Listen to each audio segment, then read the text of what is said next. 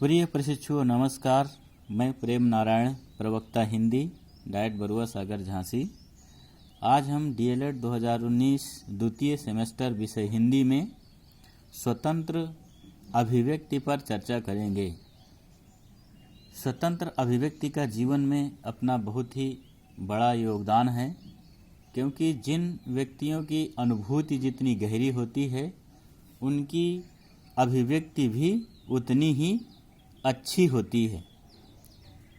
इसीलिए कहा गया है कि अनुभूति एवं अभिव्यक्ति अन्योन्याश्रित हैं, एक दूसरे पर आश्रित हैं।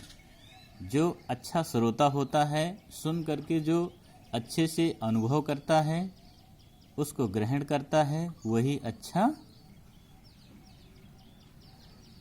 वक्ता भी होता है। तो अतः छात्रों की गृहीत अनुभूति को अभिव्यक्त करने के अवसर प्रदान किए जाने चाहिए, क्योंकि हमारा जो पूरा का पूरा प्रयास है वह छात्रों की अभिव्यक्ति कुशलता को विकसित करने का है। तो स्वतंत्र अभिव्यक्ति भाषा का आवश्यक अंग है। अतः भाषा के सृजनात्मक विकास के लिए आवश्यक है कि बच्चों में स्वतंत्र रूप से बोलने और लिखने की कला का विकास किया जाना चाहिए। बच्चों में स्वतंत्र अभिव्यक्ति की समझ विकसित हो, इसके लिए विद्यालय में ऐसा वातावरण बनाया जाए जहां वह अपने भाव या विचार स्वतंत्र रूप से अभिव्यक्त करना सीख जाएं। क्योंकि स्वतंत्र अभिव्यक्ति का इतना महत्व है कि वह व्यक्ति के व्यक्तित्व के विकास में महत्वपूर्ण भूमिका निभाती है। तो अनुभूति एवं अभिव्यक्ति एक दूसरे के पूरक हैं, जैसे ही पहले बताया गया है। तो व्यक्ति में अनुभूति की गहराई और अभिव्यक्ति की विविधता दोनों गुण विद्यमान होते हैं। तो जो व्यक्ति जितने अच्छे से भावों की अनुभूति करता है, वह उनको उतने ही अच्छे से अभिव्यक्त भी करता है। तो स्वतंत्र अभिव्यक्ति में मौखिक एवं लिखित दोनों प्रकार की अभिव्यक्तियों का विशेष महत्व है।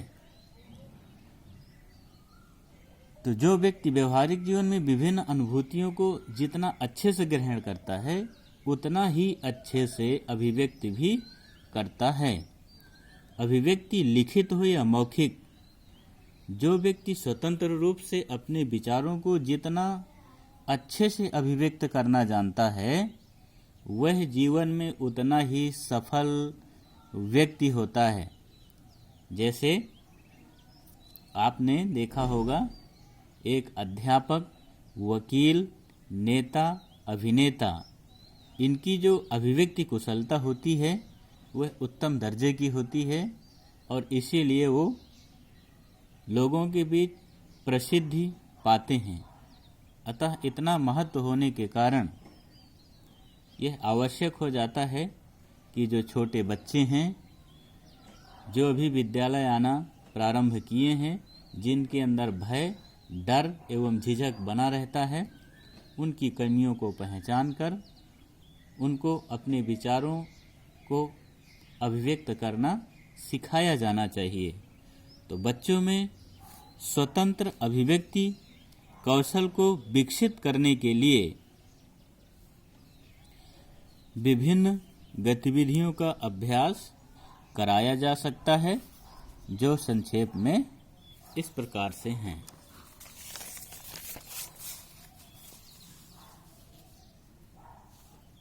तो पहले देख लेते हैं हम। पहला पॉइंट है परिवेशीय प्रश्न पूछना।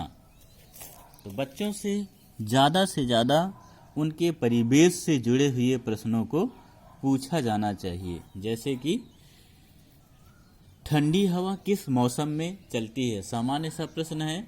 या गर्मी का कौन सा महीना होता है, आपने कौन कौन से पेड़ देखे हैं, मीठ रसदार कुछ फलों के नाम बताइए। तो इस प्रकार परिवेश से जुड़े हुए बहुत सारे प्रश्न किए जा सकते हैं जिससे वे अपने भावों को अभिव्यक्त कर सकें। तो दूसरा पॉइंट है कक्षा के बच्चों के अनुकूल स्पष्ट और सरल चित्रों पर विचार व्यक्त करना।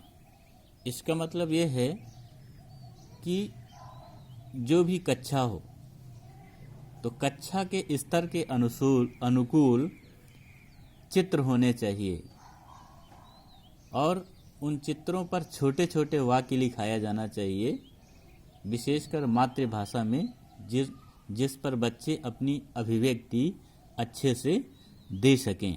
और चित्र वैसे भी बच्चों को बहुत ही पसंद होते हैं। तो सरल चित्रों पर भी उनके विचारों को अभिव्यक्त कराया जा सकता है। तीसरा है घर से विद्यालय की यात्रा का सरल और रोचक वर्णन करवाना। तो बहुत सारे बच्चे होते हैं जो ग्रामीण परिवेश से जुड़े हुए होते हैं, 2-4 किलोमीटर की पैदल यात्रा करके आते हैं। ऐसे लोगों से बिल्कुल उनके यात्रा अनुभव का वर्णन कराना चाहिए ताकि वह इन छोटे छोटे प्रयासों से अपने मन की बात को कहना सीख जाएं। अगला पॉइंट है बच्चों को समूहों में बैठाकर इनको कुछ शब्द देकर जैसे पशु पक्षी, यातायात के साधन, मौसम के नाम आदि विषयों पर कविता, कहानी लिखाना या चित्र बनवाना। तो अभिव्यक्ति से तात्पर्य ही है मौखिक एवं लिखित। तो उनके परिवेश से जुड़ी हुई जो भी बातें होती हैं उन विषयों पर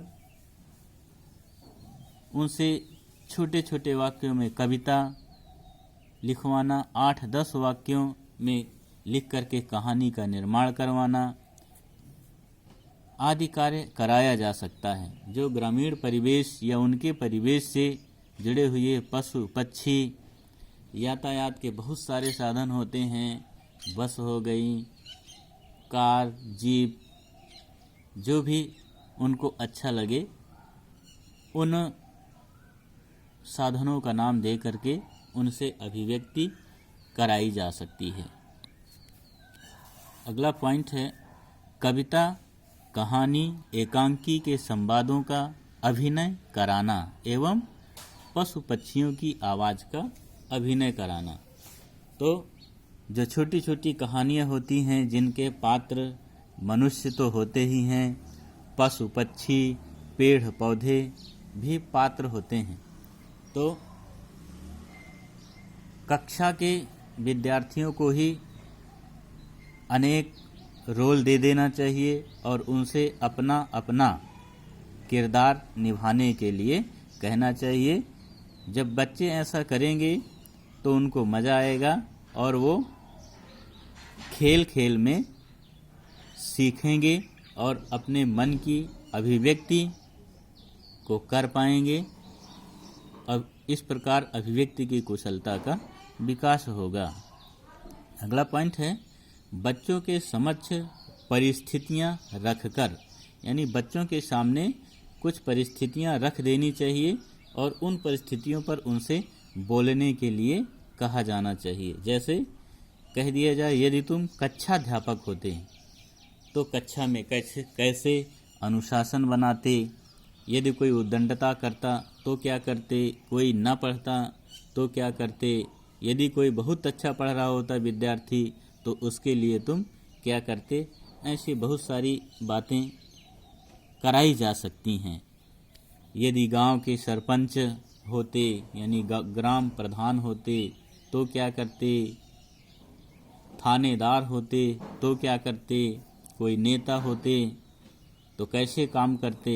बहुत सारी बातें हैं जिन पर बच्चों से अभिव्यक्ति कराई जा सकती है।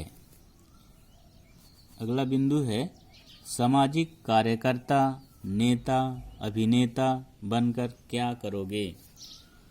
तो ये मौखिक अभिव्यक्ति के साधन हैं जिन पर चर्चा कराई जा सकती हैं। और बहुत सारे बच्चे ऐसे होते हैं जो पहले तो नहीं बोल पाते, लेकिन जब लगातार प्रयास किया जाता है एक शिक्षक के द्वारा तो वे धीरे धीरे करके बोलना सीख जाते हैं। अगला पॉइंट है अनेक शब्द देकर वाक्य बनवाना, जैसे जंगल, बादल, पहाड़, वर्षा, रास्ते, पगडंडियाँ या पशुओं के नाम। बहुत सारे ऐसे शब्द लिए जा सकते हैं जिन पर 5-5 वाक्य, 10-10 वाक्य बनाने के लिए या लिखने के लिए कहा जा सकता है। बच्चे अपने अनुभव के आधार पर उनको लिखित रूप दे करके लिखित अभिव्यक्ति कर सकते हैं। अगला है भाषण, वाद विवाद, प्रतियोगिताएं। तो ये विद्यालय में शनिवार के दिन या कोई निर्धारित दिन जो भी हो उस पर इस तरह की प्रतियोगिताएं कराई जा सकती हैं। जो भाषण का विषय हो वह बड़ा ही सरल होना चाहिए और जो वाद विवाद प्रतियोगिताएं हों वह सामूहिक रूप से 2 ग्रुप बना करके कराने चाहिए।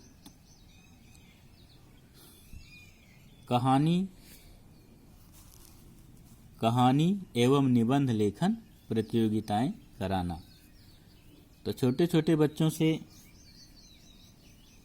कहानी लिखाना या कोई किसी विषय पर निबंध लिखाना आदि कराया जाना चाहिए। और क्लास में जिन बच्चों की कहानियाँ या निबंध अच्छे हों या ना भी अच्छे हों तो उनको पुरस्कृत अवश्य किया जाना चाहिए।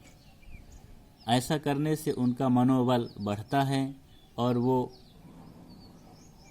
आगे से और अच्छे से तैयारी करके आते हैं और अच्छे से अभिव्यक्ति भी कर पाते हैं। और बहुत सारी बातें हो सकती हैं बच्चों के अभिव्यक्ति कौशल को विकसित करने के। तो जितने भी प्रयास हों वो सब करने चाहिए ताकि जो छोटे बच्चे हैं, विद्यालयी बच्चे हैं, वह लिखित और मौखिक अभिव्यक्ति में पारंगत हो सकें। तो प्रशिक्षुओं, यहीं पर हम बात समाप्त करते हैं और आशा करते हैं कि इन सभी बातों का छात्र लाभ उठा सकेंगे आपके सहयोग से। तो फिर मिलेंगे अगले वीडियो के साथ। नमस्कार, धन्यवाद।